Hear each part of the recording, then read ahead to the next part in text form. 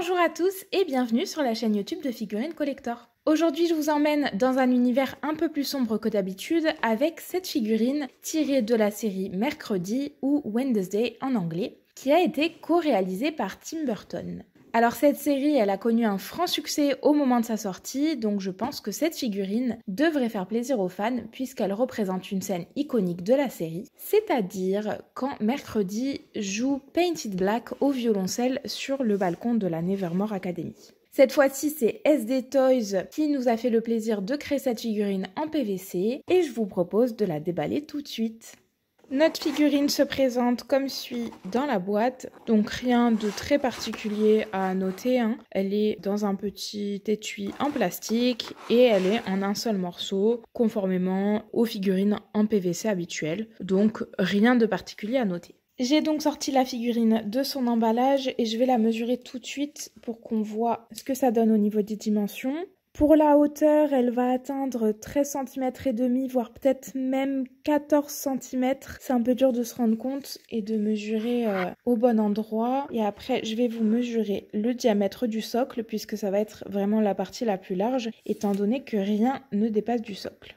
Donc pour le socle, on atteint presque les 12 cm de largeur. Donc une petite figurine qui est facile à faire rentrer sur ses étagères. Elle est pas trop imposante, en PVC donc très légère. Si jamais vous voulez vous la procurer, c'est facile de la faire rentrer.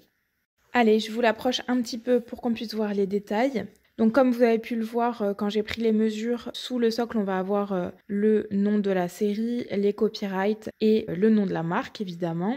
Pas de patin sous ce socle mais c'est pas très gênant étant donné que la figurine est très légère, c'est pas comme sur des figurines en résine qui vont vraiment rayer ce sur quoi elles sont posées. Sur le dessus, donc vous avez la figurine qui repose sur un sol, donc un parquet, une imitation de parquet. C'est pas mal texturé, on a pas mal de nuances de couleurs, ce qui le rend plutôt convaincant.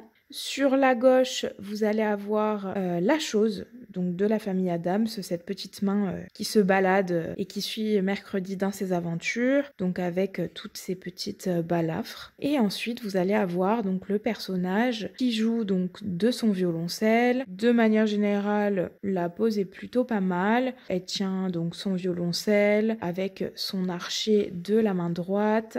Elle est assise sur une chaise. On va retrouver des petits plis de vêtements. Les vêtements qui sont bien texturés et qui sont conformes à ce qu'elle porte dans la série. À Nevermore Academy, oui c'est ça, je dis pas de bêtises. Là où ça va pêcher un petit peu plus, c'est au niveau du visage, qui est donc au likeness de Jenna Ortega. Mais voilà, on est sur une figurine de 13 cm et quelques, donc on s'attend pas non plus à avoir de la précision et du détail exceptionnel à ce niveau-là. C'est très dur de faire un likeness à la fois en PVC et à la fois sur une petite taille comme ça.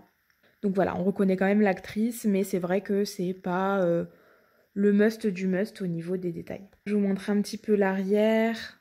La figurine, elle n'est pas ombrée non plus, donc ça va surtout se voir au niveau des détails. Quand on va regarder de près, vous voyez au niveau des mains, ça manque peut-être un petit peu d'ombrage.